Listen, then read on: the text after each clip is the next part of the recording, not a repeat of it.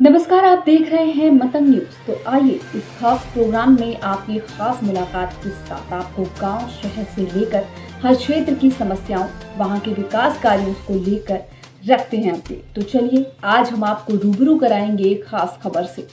आजमगढ़ में कोलकाता की मेडिकल छात्रा संघ हुई बर्बर घटना के विरोध में डॉक्टर एक दिन की हड़ताल पर रहेंगे। बता दें कि आरजी कर मेडिकल कॉलेज में 9 अगस्त को रात जूनियर महिला डॉक्टर की दुष्कर्म के बाद हत्या का मामला राष्ट्रीय मुद्दा बन चुका है। पूरे देश में डॉक्टर हड़ताल पर हैं। कोलकाता समेत पूरे देश में प्रदर्शन हो रहे हैं। वहीं कोलकाता हाईकोर्ट के निर्देश के बाद सीबीआई ने घटना की जाँच शुरू कर दी है। उधर घटना को लेकर सियासत में भी तेज हो गई है। पश्चिम बंगाल की मुख्यमंत्री ममता बनर्जी ने भाजपा पर आरोप लगाए कि वही भाजपा इस मुद्दे पर सरकार को घेर रही है।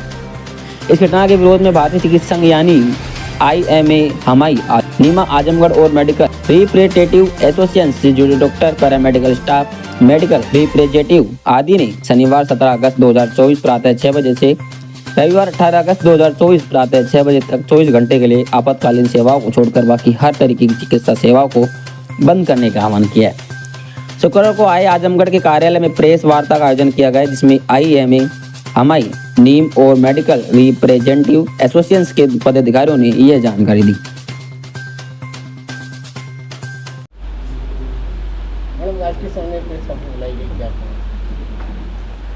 आज हम लोग बहुत ही दुखी मन से यहाँ पे इकट्ठे हुए हैं और ये सबको पता होगा कि आरजी कर मेडिकल कॉलेज कलकत्ता में हमारी एक जूनियर डॉक्टर रेजिडेंस, हमारी बहन की एक निशंस हत्या हुई है और उसके साथ जो है बलात्कार और हत्या का मामला है, जिसके विरोध में हम लोग सब यहाँ पे इकट्ठे हुए हैं। तो हम लोगों की सबसे बड़ी बस यही मांग है कि हम लोग जो हैं अभी फ़िलहाल ये चाहते हैं कि जल्दी से जल्दी जो है वो इसमें पीड़िता को जो है उसको किसी भी तरह से जो विक्टिम्स हैं उनको पनिशमेंट मिले, बड़ी से बड़ी पनिशमेंट मिले, सही तरीके से जांच हो और जांच करके बहुत उसको ऐसी पनिशमेंट मिले जो सबको हमेशा याद रहे। सबसे इम्पॉर्टेंट ये है। डॉक्टर्स के लिए लगातार ये कहा जा रहा है कि डॉक्टर्स हमेशा की मांग है उनकी कि उनको एक सेंट्रल प्रोटेक्शन चाहिए, तो एक सेंट्रल प्रोटेक्शन लॉ बने। उसके लिए लगातार कहा जा रहा है, हर बार बनता है लेकिन उसके ऊपर कोई वो कार्रवाई नहीं होती है, तो इसलिए वो सेंट्रल प्रोटेक्शन लॉ बने। डॉक्टर्स जहाँ जहाँ कार्यरत हैं, जो हमारे सरकारी हॉस्पिटल हैं, और हर हॉस्पिटल को एक सेफ्टी जोन बनाया जाए और वहाँ पे उनकी हर तरह से सुरक्षा का ध्यान दिया जाए। और हम लोग इसलिए ये बातें समाज में पहुँचें और सारे सामाजिक लोग, समाज भी हमारे साथ आए, इसको हम लोग बताने के लिए इसलिए हम लोग ने ये काली पट्टी बांध के 3-4 दिनों से तो लगातार काम हो ही रहा है, लेकिन कल से जो है IMA, हमारे नेशनल IMA ने ये डिसीजन लिया है कि कल सवेरे से 6 बजे सवेरे से कल 24 घंटा कल 6 बजे से परसों 6 बजे तक, सैटरडे 6 बजे से संडे 6 बजे तक जो है हम लोग OPD बंद करेंगे, लेकिन इमरजेंसी ड्यूटीज़ चलती रहेंगी। हम लोग कभी भी मरीज़ों का नुकसान नहीं चाहते हैं और इसलिए हम लोग ये पहले से ये बता के कर रहे हैं कि हम लोग अपनी तरफ से हर तरह से हम चाहते हैं, हम मरीज़ का कभी भी नुकसान नहीं चाहते, लेकिन ऐसी इस बुरी तरह की हत्या और इस बुरी तरह का जो बलात्कार होके जो इस एक बच्ची के साथ हुआ है, उसके लिए जल्दी से जल्दी एक्शन लिया जाए उस पर, और कई सारे उसके प्रूफ्स हैं जो हटाए ना जाएं। उस पर बड़ी लंबी चौड़ी कहानियाँ हैं जो कि चल रही हैं लगातार। बस हम लोग की यही इच्छा है कि जल्दी से जल्दी उसका समाधान हो। मैडम, पीड़िता को न्याय मिलने में क्यों देरी हो रही है, क्या इसका कारण है? न्याय मिलने में उसको क्यों देरी हुई है आप पूछ रहे हैं?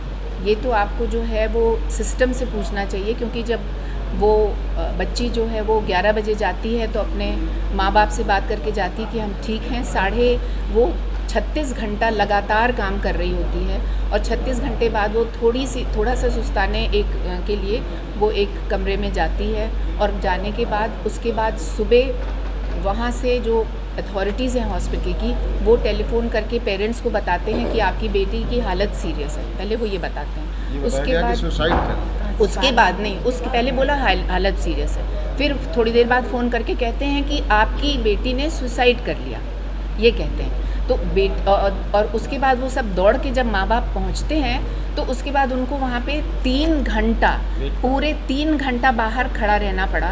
उनको अंदर उस सेमिनार रूम में नहीं जाने दिया जाता है। तब तक वो लोग क्या कर रहे थे, सारे साक्ष्य हटा रहे थे, क्या कर रहे थे ये नहीं पता। और जब वो पहुँचते हैं वहाँ पे तो जिस हालात में वो बच्ची को देखते हैं, वो जो मैं बार बार बताना नहीं चाहती क्योंकि काफ़ी समय वो बिना कपड़े के उसके फादर अपनी बच्ची को देखते हैं।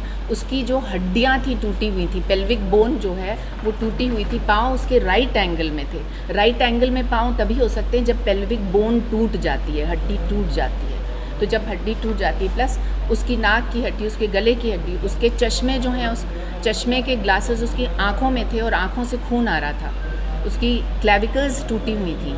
और जब जांच हुई तो पोस्टमार्टम में जो है वो जो सीमेन देख पाया गया, वो 150 ml सीमेन उसके वजाइना में पाया गया, जो कि हमेशा मतलब एक इंसान के रेप करने से पॉसिबल ही नहीं है। वो गैंग रेप के में ही इतना सीमेन इकट्ठा हो सकता है। तो ये सारी प्रूफ्स हैं, उसके बावजूद भी उनके पेरेंट्स रो रहे हैं, चिल्ला रहे हैं। डॉक्टर्स शांति से जो है मार्च कर रहे हैं, लेकिन उनकी बात नहीं सुनी गई।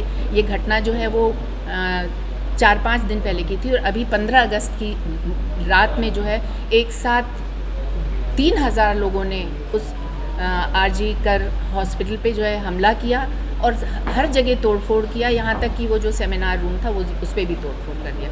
तो इसका मतलब क्या है ये हम लोग तो नहीं बता सकते, हो सकता है इसमें बहुत पॉलिटिक्स हो, लेकिन अब इसमें एक्शन लेना चाहिए। और डॉक्टर्स क्या कर सकते हैं, अपनी आवाज़ पहुँचाने के लिए मजबूरी में हम लोगों को, पूरी मजबूरी में जो अपना कार्य रोकना पड़ रहा है। हम लोग कभी भी नहीं चाहते कि हम पेशेंट्स को नुकसान पहुँचाएँ, और हम चाहते हैं हम और सिर्फ ओपीडी बंद कर रहे हैं, हम इमरजेंसीज करेंगे, हमारी बात वहाँ तक पहुँच सके। जनपद वासियों से क्या अपील करना चाहेंगे? जनपद वासियों से ये अपील करना चाहते हैं कि वो डॉक्टर्स के साथ खड़े हों, क्योंकि ये डॉक्टर का ही मामला नहीं है, ये किसी की माँ बहन, और हमेशा से हुआ ही है, बेटी माँ बहन कहीं सुरक्षित नहीं है। तो जनपद वासी हम लोग की पीड़ा समझें और हम लोग के साथ वो भी आके खड़े हों, ये हमारी उनसे उम्मीद है। और वो भी हम लोग की तरफ से फाइट करें कि बच्ची को जल्दी से जल्दी जो है। और ये जो 24 घंटे की ओपीडी है उसमें हम लोगों के साथ कोऑपरेट करें, क्योंकि ओपीडी कोई इमरजेंसी नहीं होती। इमरजेंसीज हम मैं doctor Nandlal Yadav, secretary IMA Azamgarh branch. मैं आप लोगों ने सवाल किया कि जनता से आप क्या उम्मीद करना चाहते हैं या क्या करते हैं, तो हम ये चाहते हैं कि जनता में ये मैसेज आप लोगों के माध्यम से जाए कि कल 24 घंटे के लिए, कल 6 बजे से संडे 6 बजे तक के लिए जनता हमारे साथ कोऑपरेट करे। ओपीडी कोई ऐसी इमरजेंसी चीज़ नहीं होती कि ओपीडी जाना ज़रूरी है। वो कल के दिन वो लोग ओपीडी अननेसेसरी हॉस्पिटल पे न जाएं, क्योंकि कोई भी डॉक्टर हमारा ओपीडी अटेंड नहीं करेगा। हम इंडोर करेंगे। कोई इमरजेंसी सिचुएशन का कंडीशन का पेशेंट है उसको हैंडल किया जाएगा। जो हमें गाइडलाइन मिला है कि इमरजेंसी पेशेंट को मानवता के आधार पे हमें देखते रहना है, उनको नहीं मतलब इग्नोर करना है, उन्हें देखना है। सिर्फ और सिर्फ ओपीडी जो कल हम नहीं करेंगे तो 2-4 दिन बाद भी उनको देख सकते हैं। इसके लिए जनता हमारे साथ कोऑपरेट करे। आगे क्या कर रहे हैं? आगे हमारा IMA गाइडलाइन जैसा आएगा वैसा हम करेंगे। हो सकता है हमारी स्ट्राइक एक्सटेंड भी करें। अगर हमारी मांगें ना पूरी हों तो हमारी IMA की स्ट्राइक एक्सटेंड भी कर सकती है। वो हमें जैसा गाइडलाइन आएगा हम वैसा करेंगे।